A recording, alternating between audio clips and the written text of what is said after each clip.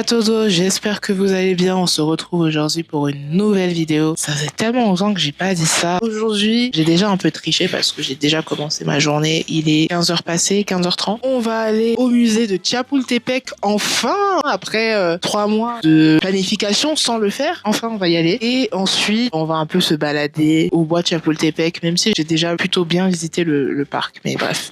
Donc ça sera juste ça. On va ressortir, mais je sais pas si je vais filmer tant que ça. Et au pire, on se retrouvera un autre jour. Maintenant, je donne plus les jours. Même moi, j'arrive pas à suivre. J'aurais bien voulu marcher pour y aller, mais ça va prendre trop de temps. Donc là, on va y aller en vélo. On va se retrouver directement au château. J'espère que vous allez bien, que vous avez bien profité de votre premier mois de l'année 2026. En tout cas, je vous souhaite vraiment plein de bonnes choses. Profitez de chaque instant. Et profitez de chaque instant. J'ai déjà dit, c'est vrai, mais c'est important. Là, on est bien arrivé, pas au château de Chapultepec, mais finalement au musée Tomaya. Au Somaya, je crois que c'est Tomaya. Parce que pourquoi? En fait, le château, il ferme à 17h. Je suis arrivé à 16h, sauf que je suis arrivé au mauvais endroit. Le parc est super grand. J'en ai encore pour 20 minutes à pied. Je me suis dit, c'est mort, ça sert à rien. Je paye un billet pour 40 minutes de visite. Donc du coup, on va aller dans ce musée-là qui ferme à 18h. Donc au moins, ça nous laisse beaucoup plus de temps pour bien visiter, regarder chaque œuvre. Je pense que je vais faire que celui-là et j'ai bien le visité. Si j'ai un peu de temps, je ferai une autre galerie, mais il fait tellement beau. J'ai juste envie de me poser et de me prendre une glace. La churros. Voilà, c'est mon solo date. Alors, je vais dire quelque chose. J'aime beaucoup visiter les musées seul. Pourquoi? Je suis le genre de personne qui aime regarder chaque chose, chaque œuvre. En fait, j'ai l'impression que quand je suis avec mes potes ou même les membres de ma famille, je suis trop lente pour eux et que du coup, ils s'ennuient. C'est pour ça que je préfère visiter les musées seuls et vraiment prendre le temps de bien comprendre, bien regarder l'œuvre, etc. Trêve de blablabla, on va y aller. Alors, info, ici, le billet, il coûte 95 pesos. Alors que pour le château de Chapultepec, c'est 200 pesos. Donc, je pense que certainement que ce musée est plus petit, ça se voit. Mais en vrai, ça a l'air pas mal à visiter et ça a l'air d'être calme. Let's go.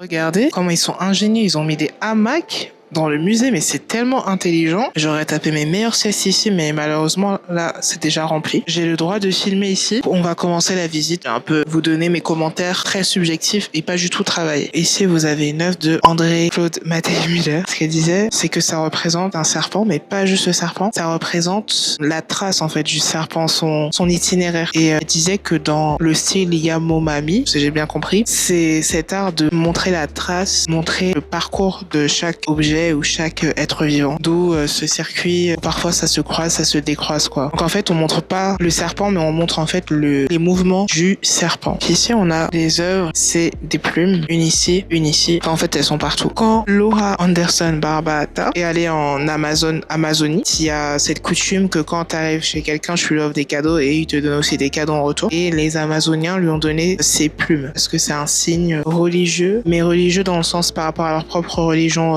amazonienne, si je peux dire ça. Ce qui m'a beaucoup marqué, c'est quand elle a dit que parfois c'est des petites choses qui ont un sens énorme parce que ça a vraiment un sens spirituel, ces plumes pour les Amazoniens. Elle n'a pas décrit exactement ce que ça signifie, mais elle a juste dit que les plumes ont un pouvoir et que du coup c'est un signe de respect qu'on lui offre ça comme cadeau. Ça me fait penser un peu aux tenues au Cameroun de l'Ouest, les tenues quand ils font des cérémonies. Donc on va voir, j'espère qu'il y a une description, mais je suis quasi sûr que c'est ça parce que ça ressemble beaucoup. En termes de motifs, les couleurs, c'est très ressemblant. Il y a un lien avec l'Afrique parce que c'était des tenues qu'ils avaient mis en 2015 lors d'une sorte de manifestation contre les violences policières envers les Afro-Américains. Et ils étaient accompagnés par plusieurs personnes, dont un groupe Los Rebeldes del Capricho, qui viennent de la côte de Guerrero, la côte afro-mexicaine. Par exemple, ce tissu-là en jaune, c'est un truc qu'on a en Afrique. Enfin, en tout cas, en Afrique centrale, au Cameroun, on a les mêmes tissus. C'est pour ça que je vous ai dit, mais c'est fou comment ça ressemble à nos trucs, à nos vêtements. Et il y a bien un lien. C'est vraiment beau et ça montre que finalement, on vient tous de la même terre. Il y a plus de ressemblances que de différences. Vous voyez la vidéo explicative et on voit bien les Afro-Mexicains. Et leurs échasses sont juste ici. Très jolies. C'est une tradition qui vient de l'Afrique de l'Ouest, plus précisément du Sénégal. Les échasses étaient mises pour représenter une sorte de roi ou de dieu qui protégeait la population ouest-africaine du diable, des mauvais esprits. Et donc, ils faisaient ces danses-là pour protéger, en gros, leur ville, pour protéger les personnes. Avec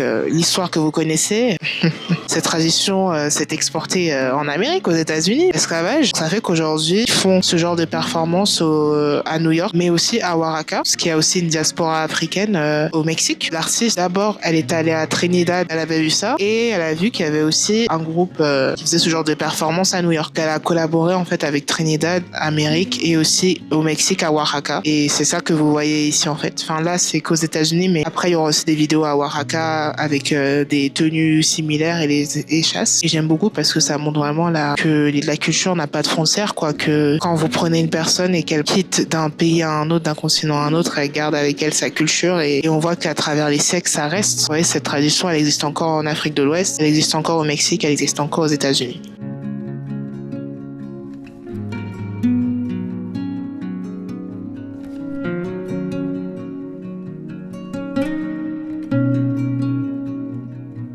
Est vraiment très joli. Alors pour ceux qui vont aller au Mexique ou qui prévoient d'y aller à Mexico City, vous avez le bosquet de Chapultepec qui est un grand bosquet. Comment on peut traduire bosquet? Une forêt. En fait, vous avez plein de musées. Ici, c'est le musée. En fait, je confonds toutes les prononciations. C'est le musée Tamayo, mais vous avez aussi le château de Chapultepec. Vous avez aussi le musée d'anthropologie. Vous pourrez pas tout visiter en un jour. En tout cas, si vous voulez vraiment bien visiter, mais ce qui est bien, c'est que vous avez aussi le parc et quand il fait beau comme ici, vous pouvez pique-niquer, vous poser, marcher, enfin courir. J'ai même vu des gens qui fêtaient leur anniversaire. C'est vraiment trop bien. Je trouve que c'est sympa d'avoir des parcs comme ça. À Paris, on a de moins en moins de parcs où on peut vraiment bien profiter. Très souvent, on peut pas s'asseoir et ici, c'est encore un peu libre. Puisque vous avez parfois aussi des œuvres, vous pouvez rester genre fixé à les regarder. Vous savez pas pourquoi.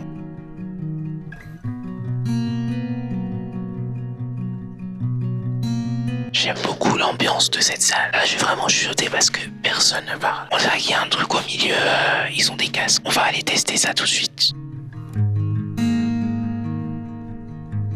L'expérience est assez particulière. J'ai des bruits que dans mon oreille droite et c'est comme des bruits d'alarme. Ça ressemble beaucoup à l'alerte sismique. Je vais pas imiter parce que c'est assez complexe. Dommage qu'il n'y ait pas d'explication. Là, j'entends juste des sons alternatifs, mais je sais pas quelle œuvre regarder.